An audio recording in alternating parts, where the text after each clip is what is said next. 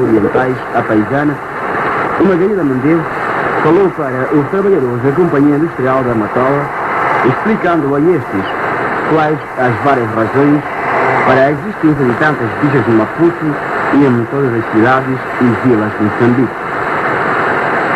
Quem ouviu o discurso de Margarida Matoleiro ficou a saber que agora já há mais 6 razões para a existência das longas bichas às portas dos supermercados, mercearias, padarias e etc.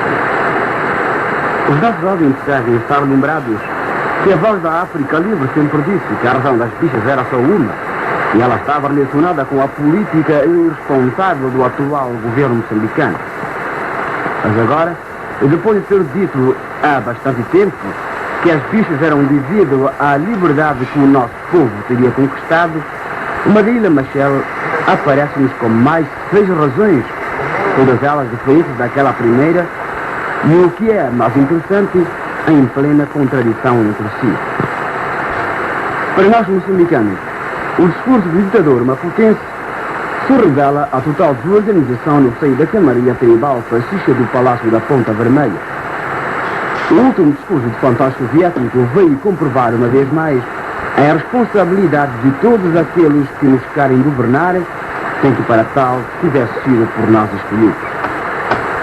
Pois, no nosso comentário desta noite, vamos proceder à análise crítica dessa argumentação estúpida e reacionária que o tribalista Margarida Mendes utilizou para justificar um grave problema que hoje afeta a nossa pátria, mas cujo responsável não é outro, senão o governo daquele nojento traidor do povo moçambicano.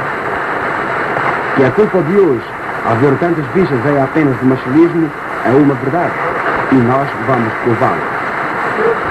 A primeira razão que o Matoleiro nos dá para justificar a existência das longas bichas não podia deixar de ser outra, a não ser o já célebre reacionário. Tinha que ser mesmo assim, pois o machilismo tem de arranjar alguém para lançar as culpas dos seus próprios erros e as neiras políticas. Se hoje há baixa na produção, a culpa tem de ser dos tais reacionários, mas nunca da política errada das aldeias comunais ou da agricultura de enxada. Margarida Mendes assemelha-se muito ao seu patrão Fidel Castro. Enquanto que este escolhia os Estados Unidos da América para lançar as culpas dos seus erros, Margarida Mendes escolhe os tais reacionários. E se não houvesse os tais reacionários, Margarida Mendes teria de os arranjar, pois alguém teria de apanhar com as culpas da política errada do nacionalismo.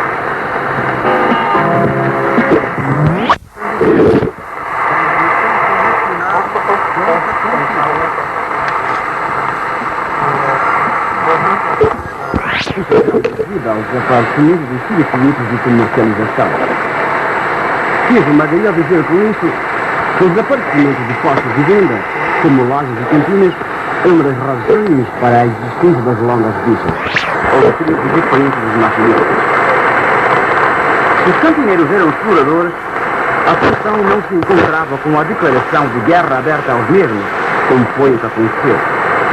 Desta maneira, o machilismo introduziu as chamadas lojas do povo, que não vieram solucionar os problemas do povo, e, pelo contrário, aumentaram a exploração, a que ela até então não vinha sofrendo.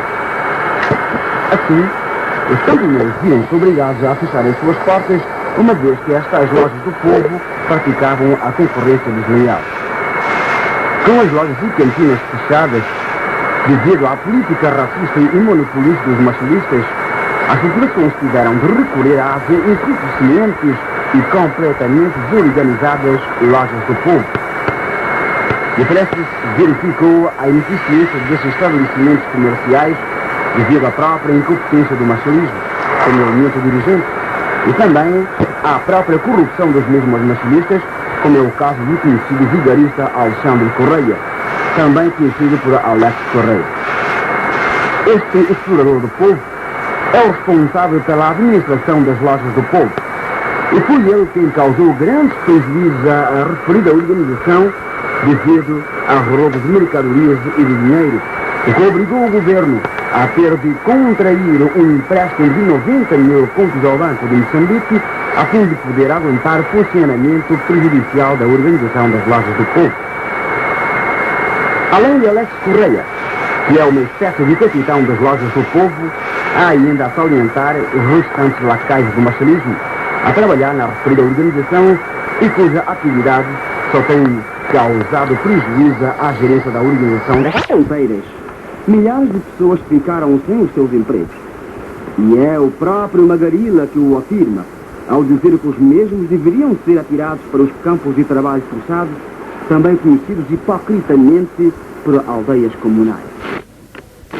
Deste modo, e perante estes vários exemplos comprovativos da diminuição do rendimento salarial dos moçambicanos e, por conseguinte, o abaixamento do respectivo poder de compra, como é que o Magarila Machel tem o descaramento de afirmar que as bichas no Maputo e em outras cidades devem-se ao aumento do poder de compra das largas massas.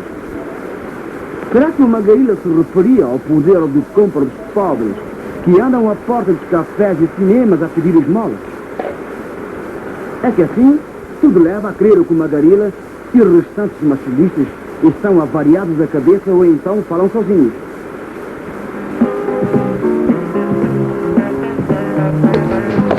O povo moçambicano também quer ser livre. Ajudem-nos. A sua afirmação sobre as rendas de casa. Segundo diz o próprio Magarila Mandevo, o povo antigamente vivia nos caminhos em péssimas condições, mas pagando uma renda muito baixa. As pessoas que viviam nessa área puderam passar a viver na cidade chinesa, despagassem rendas mais caras do que aquelas que pagavam no caminho. Assim, não se verifica nenhuma poupança nos salários daqueles que passaram a morar na cidade do Cimento e automaticamente o seu poder de compra diminuiu, em vez de aumentar, como afirmou estupidamente o burro sábio Magarila Mandevo. Sejamos claros, sejamos honestos, ó burrico Magarila, e vejamos como você está mais uma vez errado quando afirma que a diminuição com as despesas da educação e saúde vieram aumentar o poder de compra das largas massas. Como é possível que o poder de compra das largas massas tivesse aumentado se as largas massas continuam a pagar as consultas nos chamados hospitais de Moçambique? Como é que se explica que as largas massas tivessem aumentado o seu poder de compra se hoje elas são obrigadas a recorrer às farmácias para se tratarem das doenças que os hospitais do Peniqueiro Magarila deviam curar, mas que não curam, devido à cambada de incompetentes que por lá anda, armados em médicos, mas que mais não são do que verdadeiros assassinos? Mas afinal, a quem pretende o estúpido Magarila Mandevo enganar? Mas sejamos claros, sejamos honestos e olhemos para o caso da educação.